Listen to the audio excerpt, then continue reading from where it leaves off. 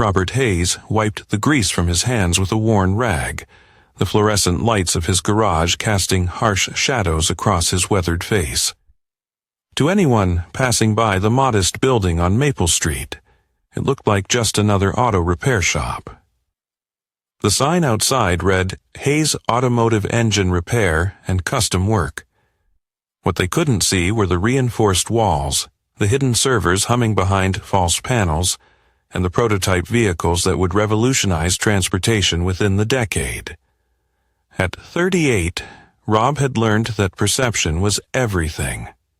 5 years ago, he had been Robert Hayes, the enigmatic founder of Neuralink Dynamics, a company that had quietly revolutionized military drone technology. The sale to the Department of Defense had netted him $3.2 billion, but the transaction was classified at the highest levels.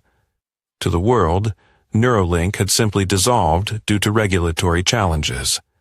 Only a handful of people knew the truth. Rob had become one of the most powerful defense contractors in America.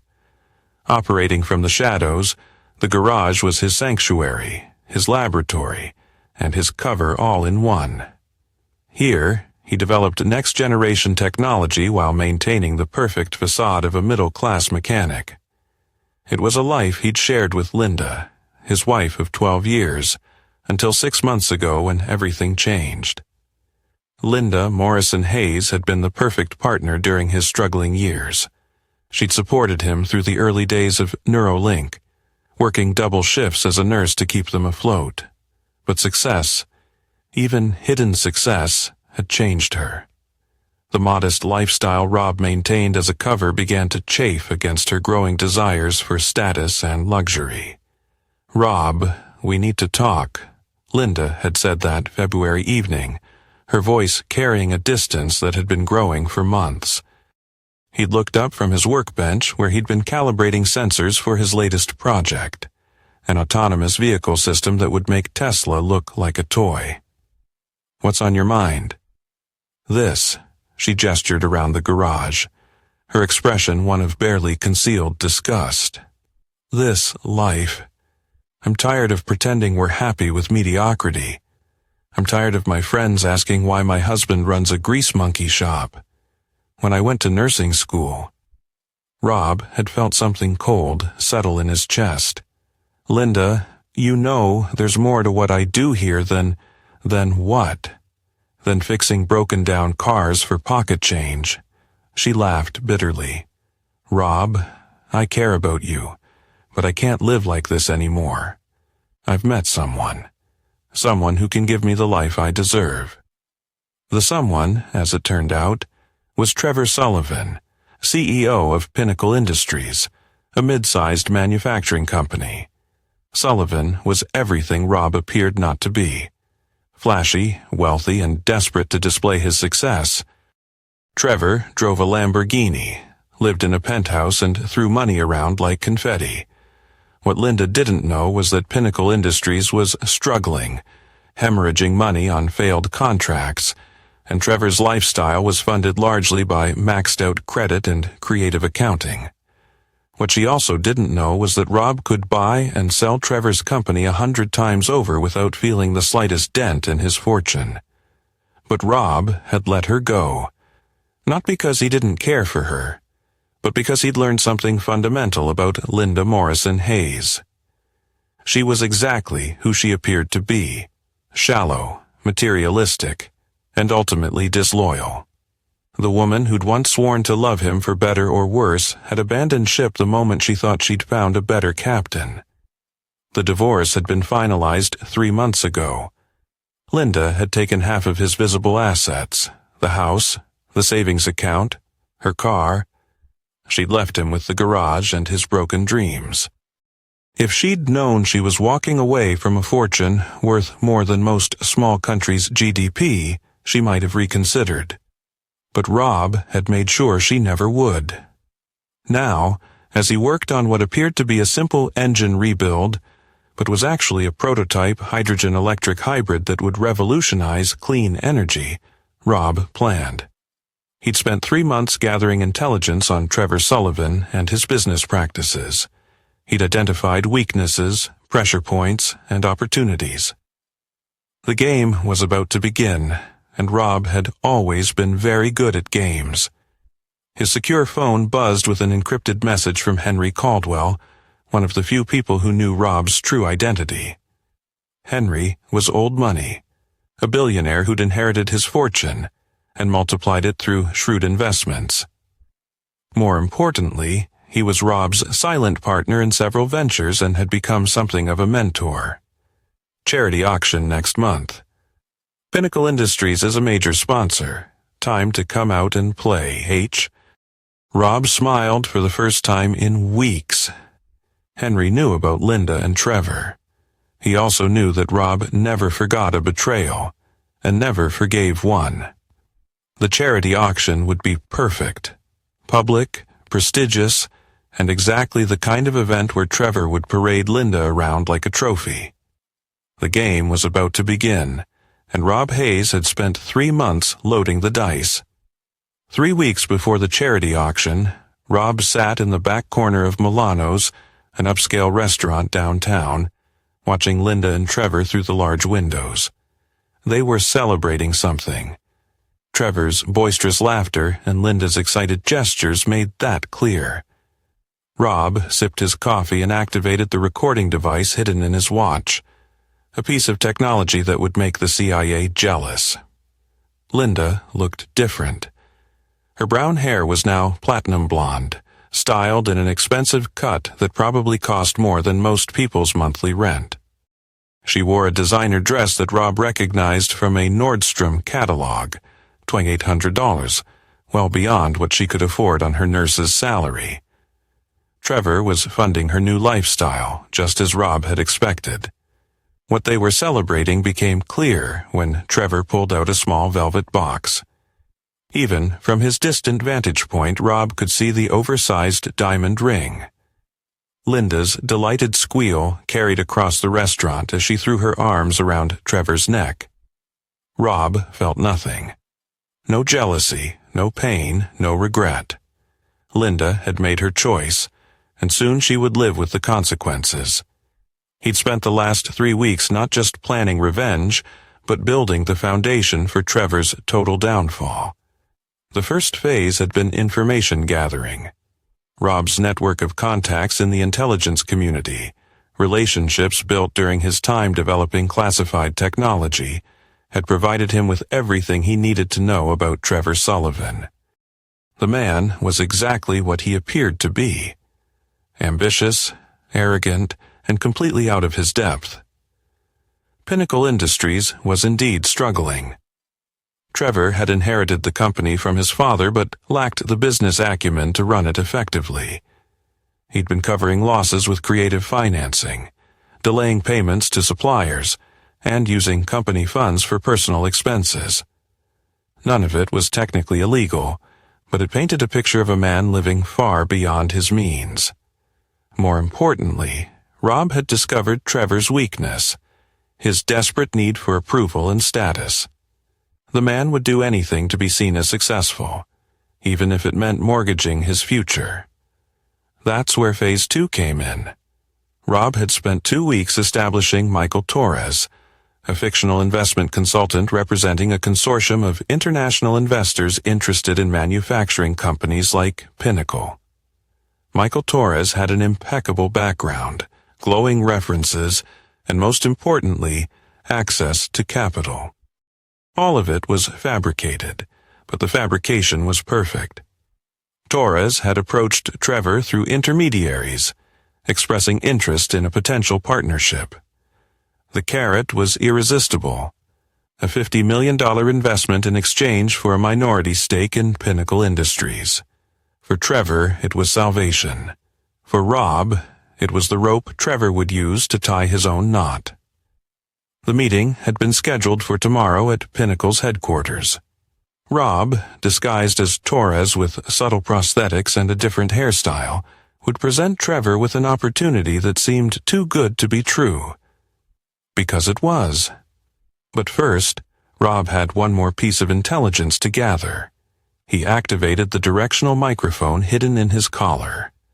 another piece of classified technology that could isolate conversations from 50 yards away. Linda's voice came through clearly. "Can't believe how different everything is now. I mean, look at this ring. Rob never would have bought me something like this. He was always so frugal, always talking about being practical." Trevor's laugh was grating. "Practical. That's one way to put it. I still can't believe you were married to a grease monkey for 12 years. What were you thinking?" "I thought I loved him," Linda said, twirling the ring on her finger. "But love doesn't pay for nice things, does it? Love doesn't get you into the country club or buy you a house in the hills." "Well, you're with a real man now," Trevor said, his voice thick with arrogance. "Someone who knows how to provide for his partner. Someone who's actually accomplished something with his life." Rob turned off the microphone. He'd heard enough. Linda hadn't just left him for money. She actively despised the life they'd built together. The woman he'd loved, supported, and trusted had not only betrayed him, but was now publicly mocking him. The cold calculation that had made Rob successful in business now focused entirely on payback. Linda and Trevor thought they were living a fairy tale. Rob was about to turn it into a nightmare. His phone buzzed with a message from one of his contacts at the Pentagon. "Torres' identity is locked and loaded. Credit history, background checks, references, everything will pass any scrutiny. The money trail is clean and untraceable. Good hunting." Rob smiled and left a 20 on the table. Tomorrow, he would meet Trevor Sullivan as Michael Torres. In 3 weeks, he would reveal himself at the charity auction as Robert Hayes, the billionaire defense contractor. But tonight, he had one more preparation to make. He drove to a storage facility across town, using a keycard to access a climate-controlled unit. Inside were the remnants of his old life. Awards from the Department of Defense, photographs with senators and generals, newspaper clippings from the few times Neuralink had received public recognition before going dark. But more importantly, there were the contracts, signed agreements worth hundreds of millions of dollars for ongoing projects, purchase orders from NATO allies, patent filings that would reshape multiple industries. Rob selected a few key documents and placed them in a briefcase. At the charity auction, when Henry Caldwell called him Sir CEO, these would be his proof. Not that he needed to prove anything to Linda or Trevor. By then, their world would already be collapsing around them. He locked the storage unit and drove home to his modest apartment above the garage. Tomorrow, the game would begin in earnest. And Robert Hayes had never lost a game that mattered. The Pinnacle Industries headquarters was a gleaming glass tower that projected exactly the image Trevor Sullivan wanted: success, power, and prosperity. What it actually represented was a company burning through cash to maintain appearances. Rob, now completely transformed into Michael Torres, walked through the marble lobby with the confidence of a man holding all the cards. The transformation was flawless. Subtle facial prosthetics, professionally applied by a contact from his intelligence days, had altered his bone structure just enough to make him unrecognizable. Contact lenses changed his brown eyes to blue. His hair was dyed black and styled differently. Even his posture and gait had been modified through weeks of practice. "Mr. Torres, welcome to Pinnacle Industries." Trevor's secretary, a nervous woman in her 50s, greeted him. "Mr. Sullivan is ready to see you." Rob followed her to the top floor, noting the expensive artwork and furniture that decorated the offices. Everything screamed of a company trying too hard to look successful. It was exactly what he'd expected. Trevor's office was a monument to ego, floor-to-ceiling windows, a desk the size of a small car, and walls covered with photos of Trevor shaking hands with local politicians and business leaders. The man himself was exactly as Rob remembered from the restaurant. Mid-40s, artificially tanned, with the kind of aggressive handshake that overcompensated for deeper insecurities. "Michael, great to finally meet in person," Trevor boomed, pumping Rob's hand enthusiastically.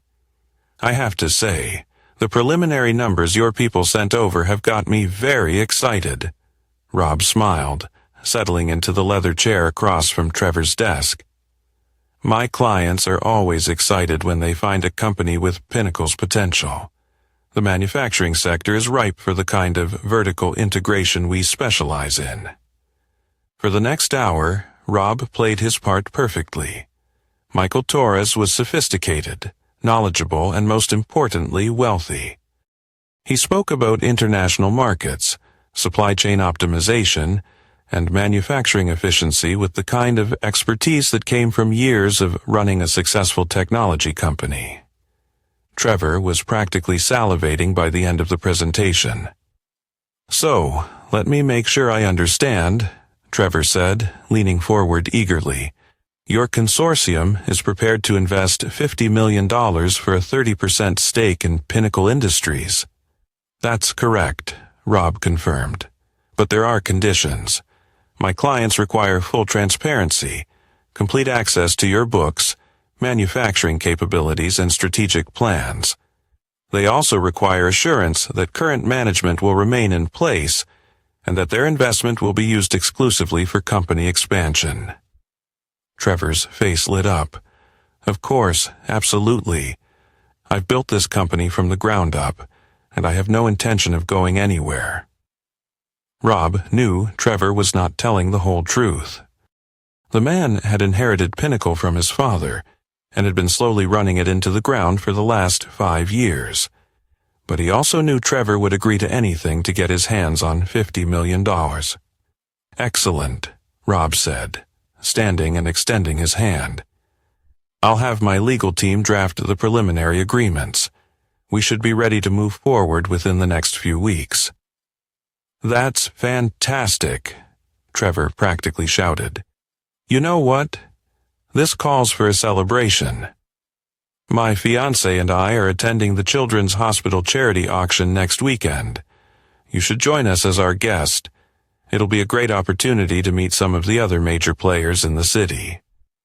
Rob's smile was genuine for the first time all day.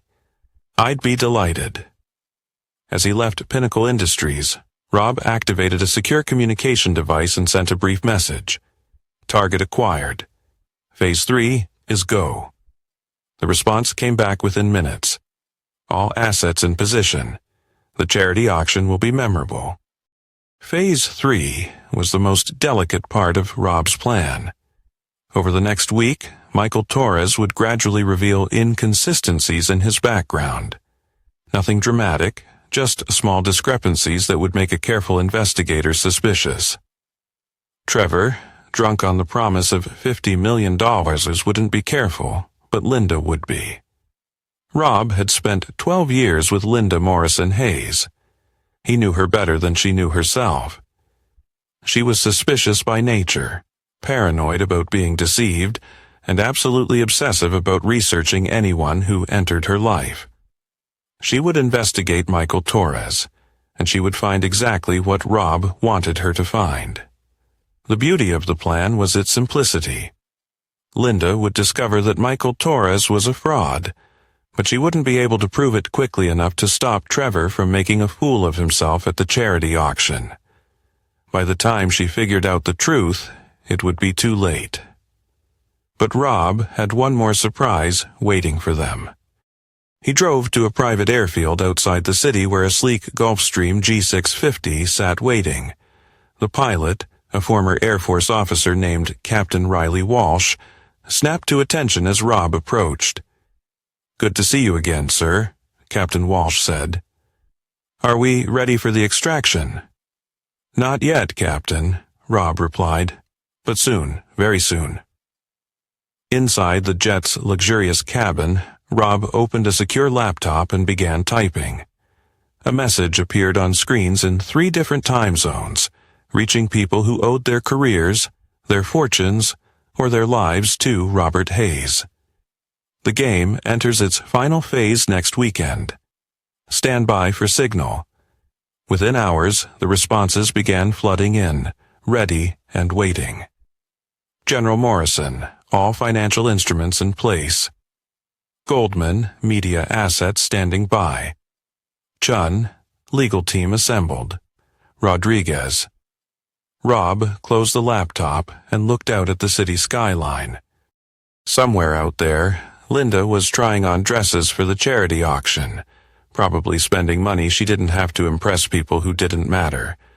Trevor was fantasizing about the $50 million that would never come. Neither of them knew that they were about to attend the most important evening of their lives.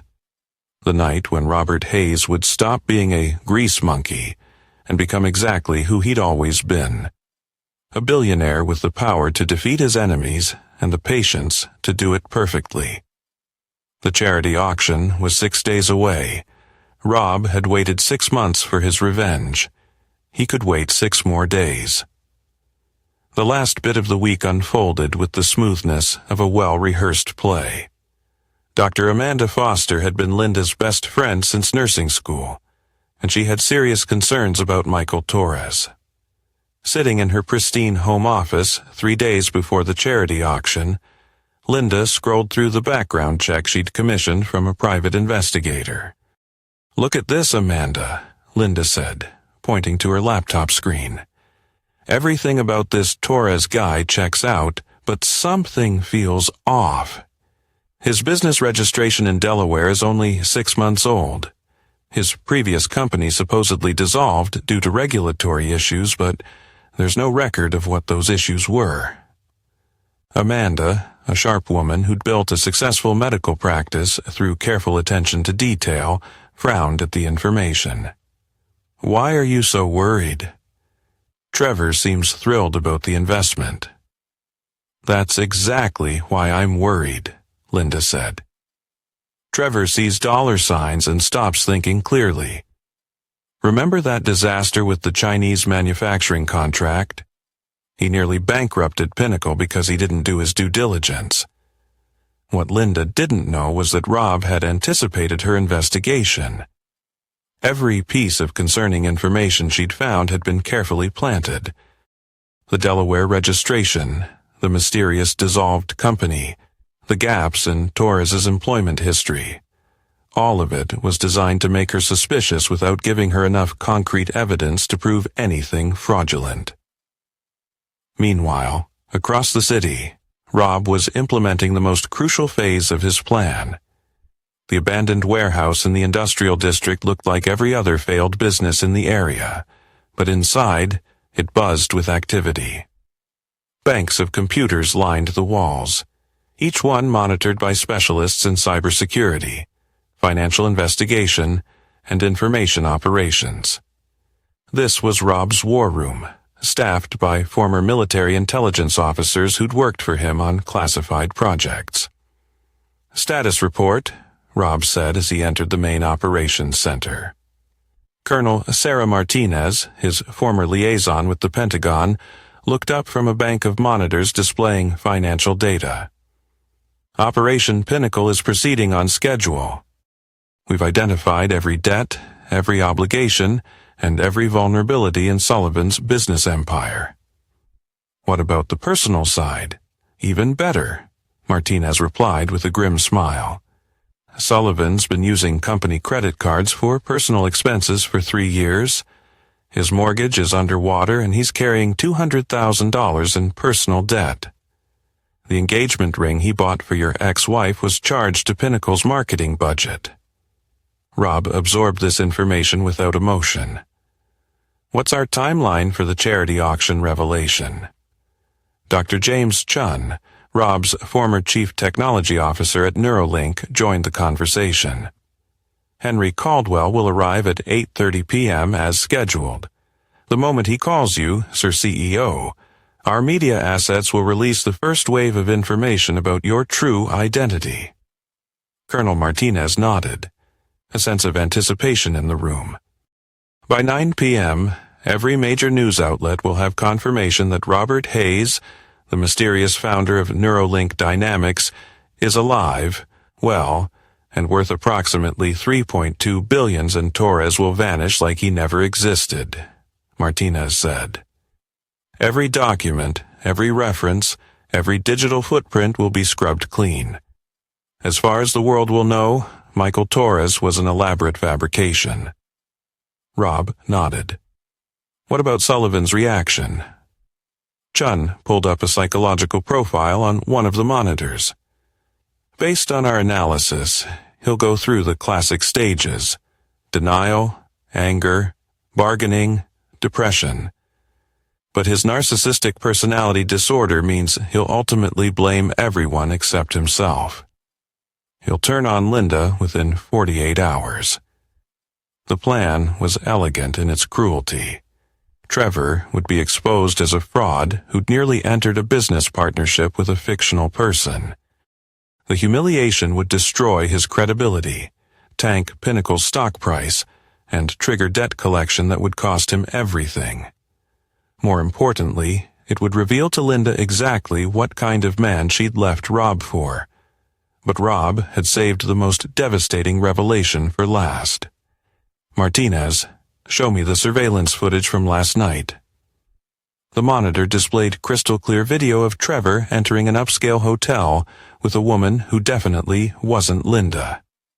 The timestamp showed 11:30 p.m., while social media posts confirmed Linda was at her book club until midnight. Name, Rebecca Thorne, Martinez replied, Sullivan's former secretary. He's been seeing her for 8 months, including the entire time he's been with Linda. Rob felt a cold satisfaction settle in his chest. Trevor Sullivan wasn't just a fraud and a poor businessman, he was also unfaithful. Linda had left her loyal husband for a man who was already betraying her. I want this released 48 hours after the charity auction, Rob ordered. Give Linda time to process the financial humiliation first, then show her what kind of man she really chose. His secure phone buzzed with an encrypted message from Henry Caldwell. Confirmed for tomorrow night. The guest list reads like a who's who of American power. Your entrance will be memorable. Rob smiled. The charity auction guest list included senators, federal judges, Fortune 500 CEOs, and foreign ambassadors. When Henry Caldwell revealed Rob's true identity in front of this audience, the story would explode across every media platform simultaneously. But there was one more element to coordinate. Chun, what's the status on the Neuralink demonstration? Ready for deployment? Chun replied, The autonomous vehicle system is loaded and waiting in the garage. When the media asks for proof of your technological capabilities, we'll have a live demonstration that will make Tesla look like a toy company. Rob had spent 6 months not just planning revenge, but positioning himself to emerge stronger than ever. The foundation was laid, the pieces set. Now, all that remained was to watch the final act unfold with perfect precision. The charity auction would serve as Rob's reintroduction to the world, backed by technology so advanced it would immediately establish him as a major player in multiple industries. Timeline for Linda's financial situation? Rob asked. Interesting development there, Martinez replied. Our investigation shows she's been spending money she doesn't have, assuming Trevor will cover her debts. Credit cards maxed out, personal loan for the engagement party, even a lease on a luxury car. When Trevor's empire collapses, she'll be personally liable for approximately $180,000 in debt. The irony was perfect. Linda had left Rob because she thought he couldn't provide the lifestyle she wanted. Now, she'd accumulated massive debt, chasing that lifestyle with a man who was about to lose everything. Rob checked his watch. 24 hours until the charity auction. 24 hours until Linda Morrison Hayes learned the true cost of her betrayal. Final preparations, everyone, he announced to the room. Tomorrow night, we remind the world that Robert Hayes doesn't forgive, and he never forgets. The morning of the charity auction dawned crisp and clear. The kind of October day that made the city's elite feel optimistic about their tax-deductible generosity.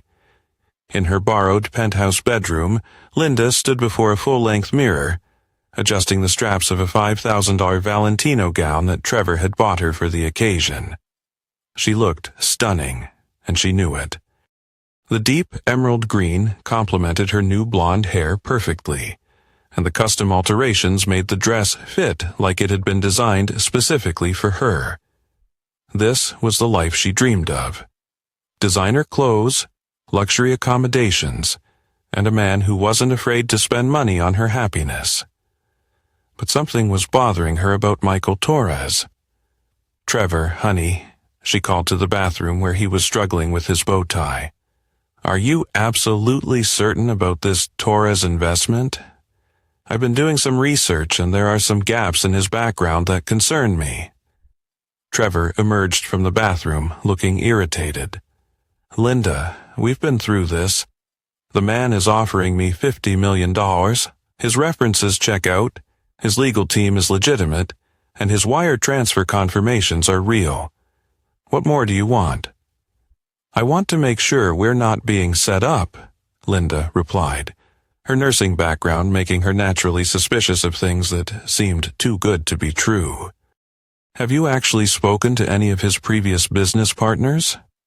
"His previous company dissolved due to regulatory issues," Trevor said, his voice carrying the edge it always developed when he felt challenged. "That's not uncommon in international consulting. Linda, I appreciate your concern, but I know what I'm doing." What Trevor didn't know was that his confidence was about to be shattered in the most public way possible. With each passing hour, the stage was set for the downfall that neither he nor Linda could have anticipated. Across town, Rob was making his final preparations in a luxury hotel suite that rivaled anything Trevor could afford. The room was registered under one of his legitimate identities, a shell company that owned real estate across 3 states. Unlike Trevor's borrowed penthouse, Rob owned this suite outright.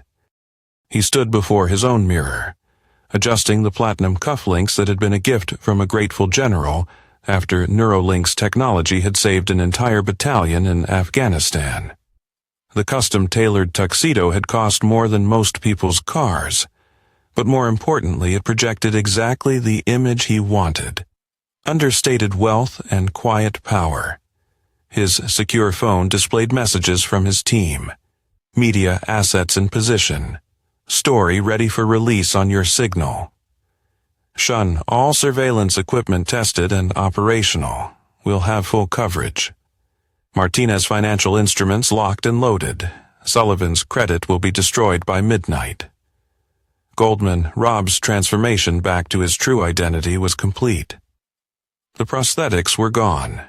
His hair was restored to its natural color, and he moved with the confident bearing of a man who'd built and controlled billion-dollar enterprises. Michael Torres had served his purpose and would soon cease to exist. But there was one final piece of theater to perform. At precisely 2:00 p.m., Rob called Trevor Sullivan's direct line. "Trevor, it's Michael Torres," Rob said, his voice carrying just a hint of concern. "I'm afraid there's been a complication with the wire transfer. My legal team is recommending we delay the signing until Monday to resolve some international banking regulations." Rob could practically hear Trevor's heart rate spike through the phone. "What kind of complication?" Trevor demanded. "We've been planning this for weeks." "Nothing serious," Rob assured him. "Just some paperwork that needs to be refiled in the Cayman Islands. These things happen with international transactions. We'll still attend the charity auction tonight as planned, and I'll have everything sorted out by Monday morning." The lie was perfect. Trevor was now trapped between his desperate need for the money and his commitment to attend the charity auction with Linda. He couldn't back out of the event without losing face, but he also couldn't secure the investment that would save his company. "Okay," Trevor finally said, his voice strained. "Monday morning. But Michael, I really need this deal to close soon. I've got some cash flow issues that need to be resolved." "Of course," Rob replied smoothly. "I completely understand. See you tonight." Rob ended the call and smiled. Trevor Sullivan was now exactly where Rob wanted him. Desperate, anxious, and completely unprepared for what was coming. The final hours before the charity auction passed quickly. Rob's team conducted last-minute equipment checks, confirmed media contacts, and verified that Henry Caldwell was in position. Everything was ready for the evening that would change everything. At 6:00 p.m., Rob climbed into the back of an armored Mercedes S-Class that looked modest from the outside, but was equipped with military-grade communication systems and bulletproof glass. His driver was another former military specialist who'd worked security for heads of state. "Evening, sir," the driver said. "GPS shows clear roads to the Hilton. We should arrive right on schedule." Rob settled back into the leather seat and reviewed the evening's timeline one final time. At 7:30, he would enter the charity auction as a respected businessman attending a worthy cause. Trevor and Linda would see him as Michael Torres and likely avoid him due to their anxiety about the delayed investment. At 8:30, Henry Caldwell would arrive and publicly recognize Rob as Sir CEO, triggering the revelation of his true identity. The media would immediately begin reporting the story of Robert Hayes's emergence from the shadows. By 9:00 p.m., Trevor's world would be collapsing. Linda would be in shock, and Rob would be fielding interview requests from every major news outlet in the country. The Mercedes pulled up to the Hilton's main entrance at exactly 7:25 p.m. Rob could see Trevor's Lamborghini already parked in the VIP section, which meant Linda and Trevor were already inside, probably networking with potential business contacts and social climbers. Rob adjusted his tie one final time and stepped out of the Mercedes. He was no longer the grease monkey who'd lost his wife to a flashy CEO. He was Robert Hayes, billionaire defense contractor, and he was about to remind everyone, especially Linda, who he really was. The game was about to reach its climax, and Rob had never felt more alive. The grand ballroom of the Hilton was a monument to Chicago's elite, with crystal chandeliers casting warm light over tables that cost $10,000 each to sponsor. The charity auction for Children's Hospital had drawn 400 of the city's most powerful people, creating the perfect stage for what was about to unfold. Linda felt out of place despite her expensive gown. The other women moved through the crowd with the kind of effortless confidence that came from being born into wealth, while Linda had to remind herself to hold her wine glass correctly and not laugh too loudly at cocktail party conversation. Trevor, however, was in his element. He worked the room like a politician, shaking hands, slapping backs, and name-dropping his way through conversations about yacht clubs and private school enrollment.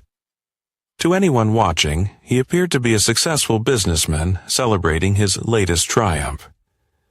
"Darling," he said, sliding up to Linda with his third scotch of the evening. "I just spoke to Senator Morrison about the trade delegation to Southeast Asia. He thinks Pinnacle would be perfect for the manufacturing component." Linda smiled and nodded, but her attention was focused on the entrance, nerves fluttering in her stomach as she waited to see who would walk through the door next. She'd spotted Michael Torres entering alone, looking completely different from the man she'd researched. Gone was the slightly nervous energy she detected during their brief meeting at Trevor's office. This version of Torres moved like a man who owned the room. "Trevor," she said quietly, "doesn't Torres look different to you?" Trevor glanced toward the entrance and shrugged. "He looks fine to me. Rich guys all look the same in tuxedos." "What?" Before Linda could answer, Their attention was drawn to a commotion near the auction stage. A woman in a red evening gown was arguing with security about seating arrangements, her voice carrying across the ballroom despite her obvious attempts to keep the conversation private. "I don't care what the chart says," the woman was saying. "My husband specifically requested table 12, and that's where we're sitting." Linda recognized her as Rebecca Thorne, Trevor's former secretary, who'd left Pinnacle 6 months ago for better opportunities. What struck Linda as odd was seeing Rebecca at a charity auction that cost $1,000 per ticket, especially since she'd been making $35,000 a year as a secretary. More troubling was the fact that Rebecca kept glancing in Trevor's direction, but Trevor seemed to be deliberately avoiding eye contact with her. "Trevor," Linda said carefully, "isn't that Rebecca Thorne, your old secretary?" Trevor's face went pale, and he quickly turned away from Rebecca's direction. Yes, I think so. Small world. She must be here with someone." But Linda's nursing training had taught her to read people's physical responses to stress, and every sign pointed to Trevor being deeply uncomfortable about Rebecca's presence. His hands were shaking slightly. He was sweating despite the air conditioning, and he kept looking toward the exit like he was planning an escape route. Before Linda could pursue the subject, a murmur rippled through the crowd as someone important entered the ballroom. Linda turned to see an elderly man in an impeccable tuxedo making his way through the crowd, with people practically bowing as he passed. "Who is that?" Linda whispered. "Henry Caldwell," Trevor replied, his voice filled with awe. "Old money, real old money. His family's been wealthy since before the Civil War. He's worth maybe $8 billion, but he keeps a low profile." Linda watched as Caldwell moved through the crowd with the kind of quiet authority that came from never having to prove anything to anyone. What caught her attention was that he seemed to be scanning the room, looking for someone specific. His gaze settled on Michael Torres. "Ladies and gentlemen," the auction host announced, "if you could please take your seats, we'll begin this evening's program." As the crowd moved toward their assigned tables, Linda noticed that Caldwell was walking directly toward Torres. The two men's eyes met across the ballroom, and something passed between them. A silent recognition that sent a shiver down Linda's spine. A look of recognition passed between them, one that suggested they knew each other far better than mere business acquaintances. Linda grabbed Trevor's arm. "Did you know Torres and Caldwell were acquainted?"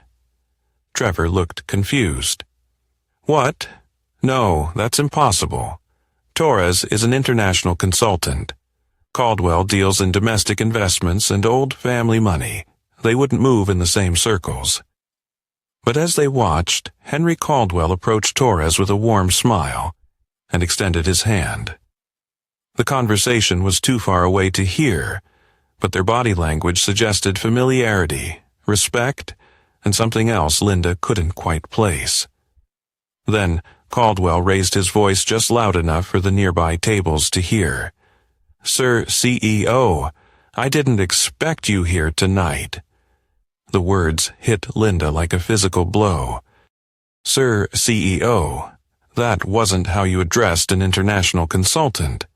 That was a title reserved for someone with significant corporate power." Trevor had gone completely white. "That's impossible," he whispered. "Torres isn't a CEO. He's a consultant representing a consortium of investors." But as Linda watched, Torres's entire demeanor changed.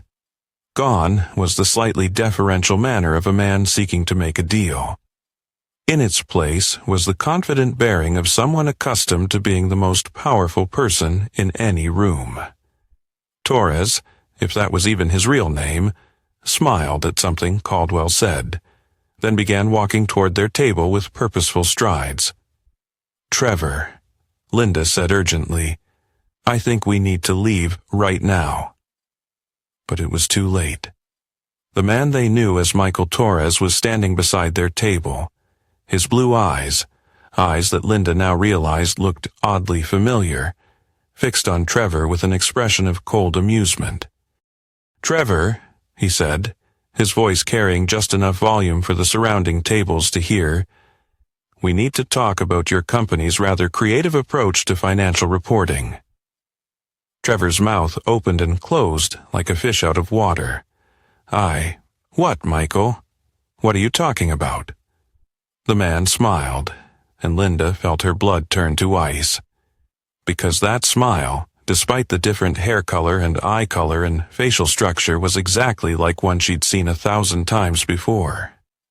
"Actually," the man said, his voice now carrying clearly across the increasingly quiet ballroom, "my name isn't Michael Torres.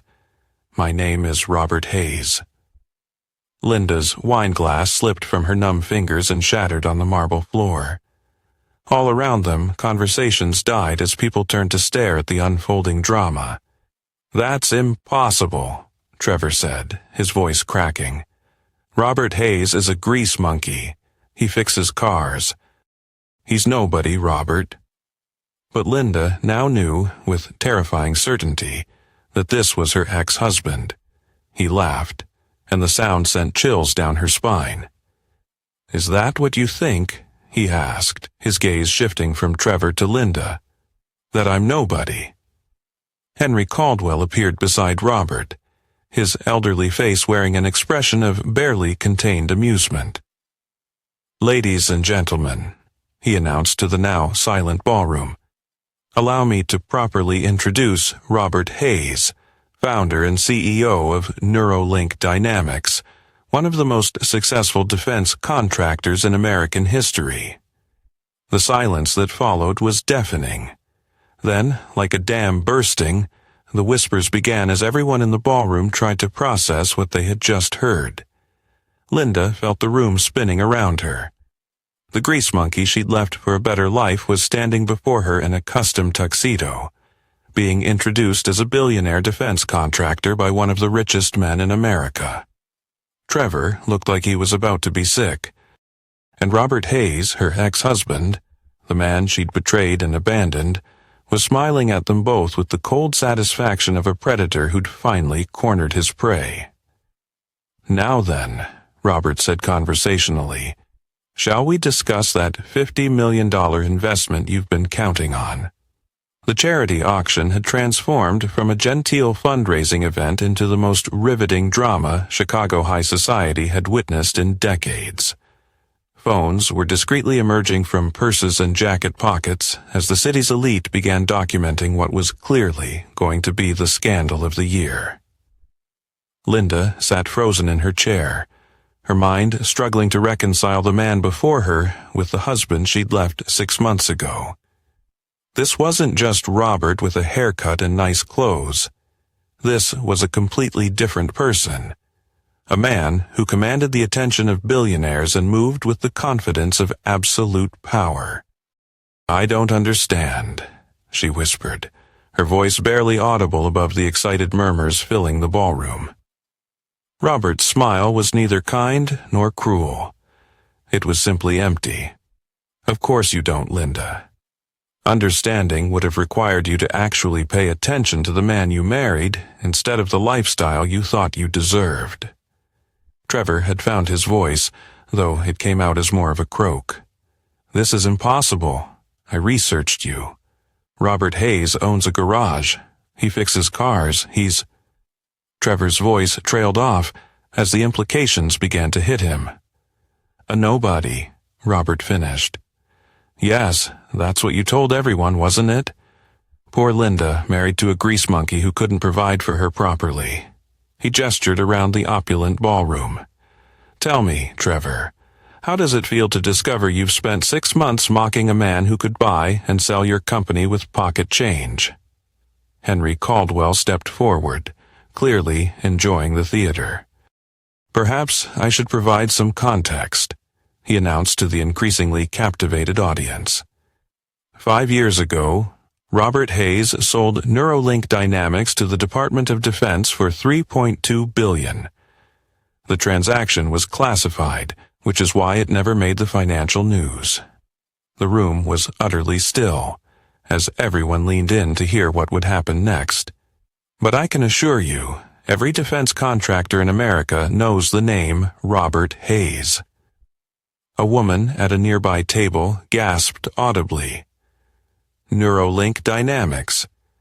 They developed the autonomous drone system that revolutionized military reconnaissance, she whispered. Among other things, Robert confirmed, his gaze never leaving Linda and Trevor. I've spent the last 5 years developing next-generation technology while maintaining the perfect cover of a small business owner. It's amazing how invisible you can become when people think you're beneath their notice. Linda felt sick. Every memory of the past year was recontextualizing itself in her mind. The garage wasn't a failing business. It was a laboratory. The late nights weren't Robert struggling to make ends meet. He was developing technology worth billions. The modest lifestyle wasn't because he couldn't afford better. It was because he was operating under deep cover. You knew, she said, her voice growing stronger as anger began to replace shock. You knew I thought we were struggling financially, and you let me believe it. Robert's expression didn't change. I let you reveal who you really were, Linda. I trusted you enough to share my real work with you 12 times, but you were too busy complaining about our mediocre life to listen. You made your choice based on what you thought I was worth. Now you get to live with the consequences. Trevor was frantically scrolling through his phone, apparently trying to verify what he was hearing. The Torres investment, the $50 million, was never real, Robert confirmed. Michael Torres was a fictional identity created to expose your willingness to enter into business partnerships without proper due diligence. Tell me, Trevor, did you actually verify any of Torres's references? Did you investigate his supposed previous company, or were you so desperate for money that you ignored every red flag? The color drained from Trevor's face as he realized the scope of his humiliation.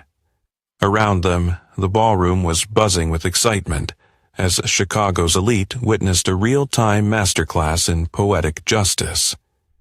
But why? Linda demanded, her voice rising. Why the elaborate charade? Why not just tell me who you really were? Robert's laugh was cold. Because the woman I loved wouldn't have left her husband for money, Linda. She would have worked through our problems. She would have trusted me. She would have honored the vows she made. His voice became deadly quiet. You left Robert Hayes, the garage owner. You never deserved to meet Robert Hayes, the billionaire. A new voice cut through the tension. Actually, there's more to this story. Everyone turned to see Dr. James Chun approaching their table, carrying a tablet, and wearing the satisfied expression of someone about to deliver devastating news. Dr. Chun, Robert said with mock politeness, I believe you have some additional information for our friends. Chun activated the tablet and turned it toward Trevor and Linda. Trevor Sullivan, you've been under investigation by the SEC for using company funds for personal expenses. But that's not the interesting part. The interesting part is this. Dr. Chun tapped the tablet and it displayed crystal clear video footage of Trevor entering a hotel room with Rebecca Thorne. The timestamp showed a date from 3 weeks ago. Linda's gasp was audible across the silent ballroom. You've been seeing someone else. Trevor's face went from white to bright red. Linda, I can explain. With your secretary. Linda's voice was rising to a shout. The woman you told me left for better opportunities. How long, Trevor? How long have you been seeing her?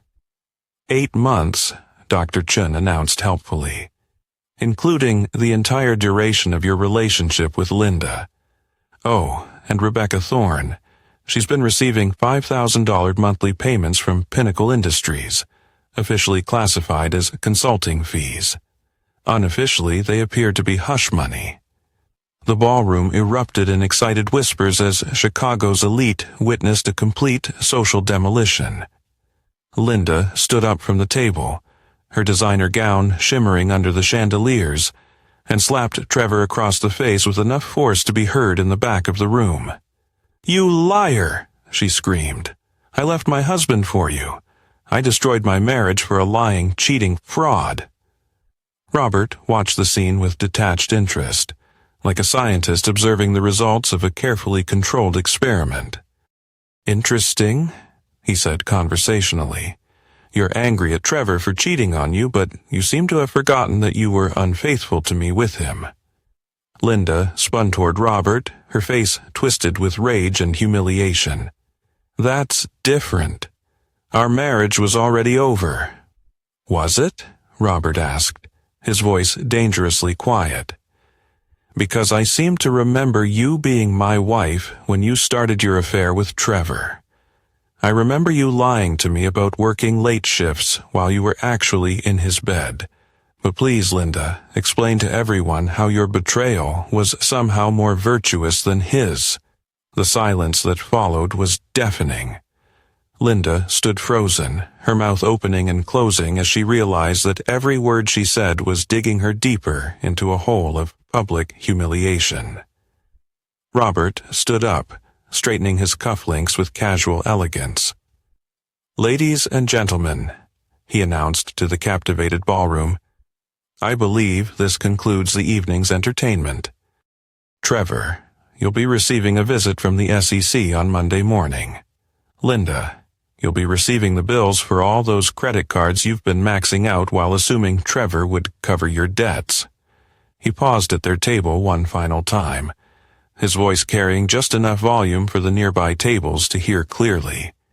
"You both got exactly what you deserved," he said, with the finality of a judge pronouncing sentence. "Each." Robert Hayes walked away from the table with Henry Caldwell at his side, leaving behind two people whose lives had just been utterly destroyed in front of 400 witnesses. Behind him, Linda's sobs echoed through the crystal-lit ballroom as the full weight of her choices finally came crashing down. The morning after the charity auction, Chicago buzzed with gossip about the most spectacular public humiliation in the city's recent memory. Social media exploded with videos and photos from the event, turning Robert Hayes from an unknown garage owner into a mysterious billionaire overnight. Financial news channels scrambled to piece together the story of Neuralink Dynamics and its enigmatic founder. Linda woke up alone in Trevor's penthouse, her head pounding from both the wine and the emotional devastation of the previous evening. Trevor had stormed out after the auction, shouting something about damage control and legal consultations. He hadn't returned, and Linda was beginning to understand that he probably wouldn't. She padded to the kitchen in her silk pajamas, another expensive purchase she couldn't afford, and made coffee with shaking hands. The morning news was already covering the story, with footage from the charity auction playing on loop. Billionaire defense contractor Robert Hayes emerged from 5 years of anonymity last night at a Chicago charity auction, revealing that his divorce and apparent financial struggles were an elaborate cover for classified military contracts worth billions. Linda muted the television and sank into the leather sofa that Trevor would probably lose within the month. Her phone had been buzzing incessantly since dawn with calls from reporters, former friends, and creditors who'd seen the news and realized she might not be able to pay her debts. The worst part wasn't the humiliation or even the financial ruin.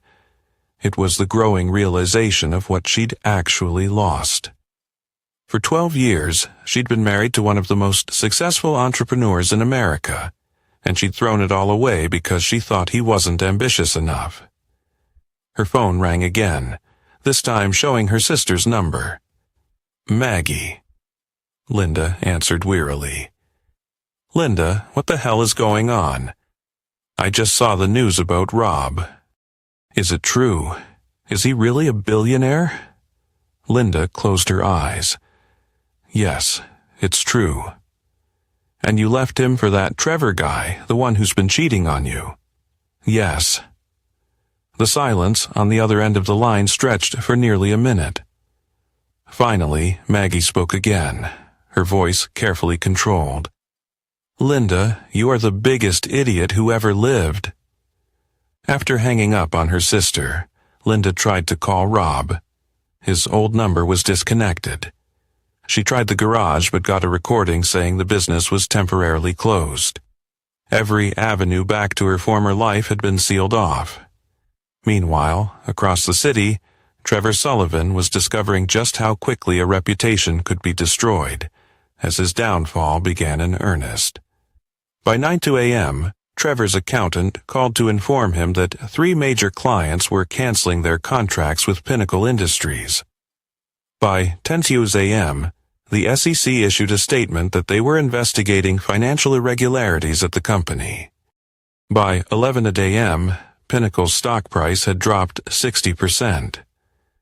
Trevor sat in his lawyer's office, his expensive suit wrinkled from sleeping in it, trying to understand how his life had collapsed in less than 12 hours. The SEC investigation is the least of your problems, his attorney, David Kim, explained with the bedside manner of a funeral director. The real issue is the loans. Pinnacle Industries has been operating on credit for 18 months, and your creditors are going to start calling those loans immediately. This scandal makes you a flight risk. How much time do I have? Trevor asked. If you're lucky, 2 weeks before bankruptcy. If you're not lucky, they'll freeze your assets tomorrow. Trevor's phone buzzed with yet another call from a creditor. He'd stopped answering them an hour ago. What about Linda? If I can prove the relationship was legitimate. Kim shook his head. Trevor, you were caught on video cheating on her with your secretary. Even if Linda wanted to help you, which she clearly doesn't, she has no assets to offer.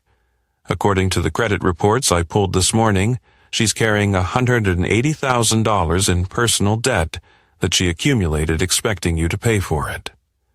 The irony was devastating. Trevor had pursued Linda because he thought she came from money, and Linda had left Rob because she thought Trevor had money. Neither of them had what the other was looking for, and they destroyed their previous lives chasing an illusion. At that same moment, Robert Hayes was sitting in a secure conference room at the Pentagon, surrounded by generals and defense contractors all eager to understand what he'd been working on during his 5 years of silence. The autonomous vehicle technology is just the beginning, Rob explained to the assembled group.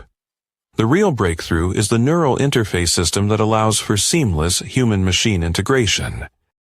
Military applications are obvious, but the civilian market potential is unlimited.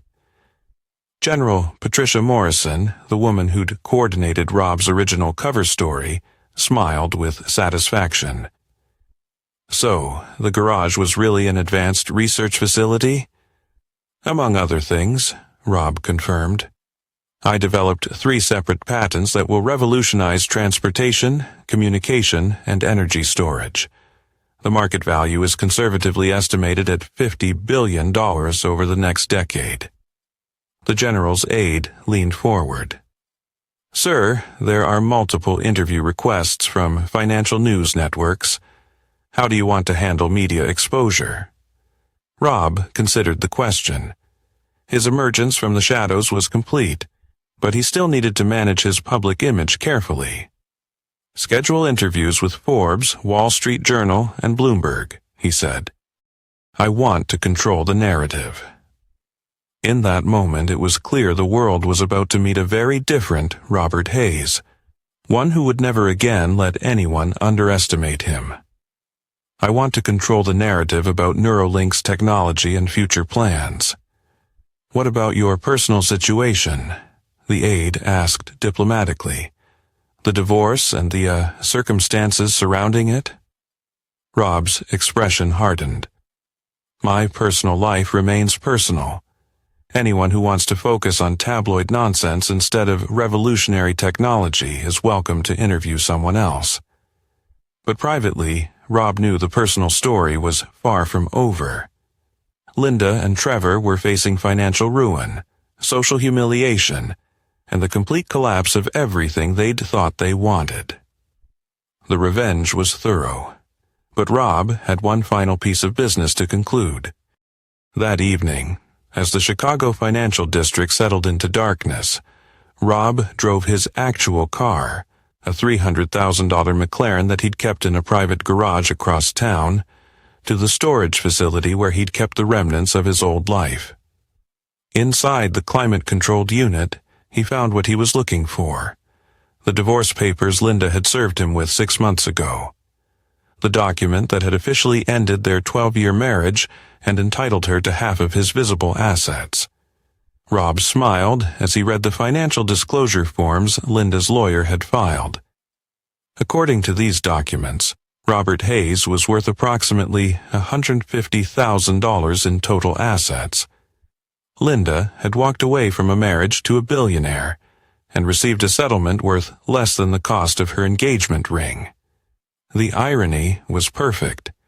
Linda had gotten exactly what she asked for, half of everything she thought Robert Hayes was worth. Rob locked the storage unit and drove home to his apartment above the garage. Tomorrow, he would begin the process of emerging fully into his new public life as a billionaire entrepreneur. But tonight, he allowed himself a moment of satisfaction. Linda Morrison Hayes had made her choice based on money, status, and social climbing. She'd received a lesson in the difference between appearance and reality that would last for the rest of her life. And Robert Hayes had proven something far more important: that loyalty, trust, and character couldn't be bought at any price. The revenge was complete, but Rob had discovered something unexpected in the process.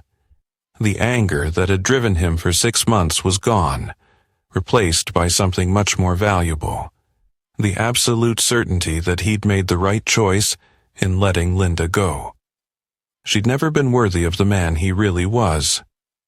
6 weeks after the charity auction, the full scope of Robert Hayes's revenge had played out across Chicago like a perfectly orchestrated symphony of destruction. The city's financial district buzzed with stories of the most comprehensive takedown in recent memory. While social media chronicled every detail of Linda and Trevor's spectacular fall from grace, Trevor Sullivan's world had collapsed with mathematical precision. Pinnacle Industries had filed for bankruptcy protection within 2 weeks of the auction, its stock price eventually reaching zero. The SEC investigation had uncovered 3 years of financial irregularities, resulting in criminal charges for fraud and embezzlement. Trevor himself was facing 5 to 10 years in federal prison, assuming he could afford a competent defense attorney. The penthouse had been seized by creditors, along with the Lamborghini, the watches, and everything else that had defined Trevor's lifestyle. He was currently living in a studio apartment in Queens, working as a night manager at a 24-hour parking garage, a position he'd obtained only because the owner hadn't run a Google search on his name. Linda's situation was, if possible, even worse. The $180,000 in debt she'd accumulated had triggered a cascade of financial disasters. Her nursing license was under review due to the stress-related mistakes she'd been making at work. The luxury apartment she'd rented after the charity auction had been repossessed, forcing her to move back in with her parents in their modest suburban split level. But the social humiliation was the cruelest punishment. Chicago's elite society had made Linda and Trevor into cautionary tales, their names synonymous with greed, betrayal, and spectacular misjudgment. Former friends crossed the street to avoid conversations, and Linda couldn't go to a grocery store without recognizing someone who'd seen the auction footage online. The irony was that Linda now understood exactly what she'd lost. The news coverage of Robert's emergence had revealed not just his wealth, but his genuine brilliance and accomplishments. She'd been married to a man who had revolutionized military technology, created breakthrough innovations in artificial intelligence, and built relationships with the most powerful people in the world, and she had left him because she thought he wasn't successful enough. On a cold December morning, Linda sat in her childhood bedroom, surrounded by the debris of her former life. Designer clothes hung in a closet next to teenage concert t-shirts, creating a surreal timeline of bad decisions. Her phone buzzed with another call from a debt collector which she ignored. A soft knock on her door interrupted her misery. "Linda," her mother's voice called, "there's someone here to see you." Linda's heart jumped. For weeks, she'd been fantasizing about Rob appearing at her door, ready to forgive her and take her back. The fantasy was pathetic and she knew it, but it was the only thing that made the days bearable. She ran downstairs, not bothering to fix her hair or change out of her pajamas. But the man standing in her parents' living room wasn't Robert Hayes. "Mrs. Hayes," the visitor said, consulting a clipboard. "I'm David Rodriguez from Hayes Legal Services. I have some documents that require your signature." Linda's mother hovered anxiously in the doorway as Linda accepted the thick manila envelope, her hands trembling in anticipation and dread as she realized this was final in a way she could never undo. Inside were divorce finalization papers, property transfer documents, and a letter written in Rob's precise handwriting. "Linda," the letter began, "these documents complete the legal separation of our lives. As you'll see, I'm transferring ownership of our former house to you, along with enough money to pay off your current debts. This isn't kindness, it's closure." Linda's hand shook as she continued reading. "You made your choice based on money. So, let me be clear about the financial reality. The house is worth $300,000. Your debt forgiveness totals $180,000. In exchange for signing these papers, you'll receive approximately $120,000 in net worth. Almost exactly what you thought I was worth when you left me." The next paragraph was devastating in its clinical precision.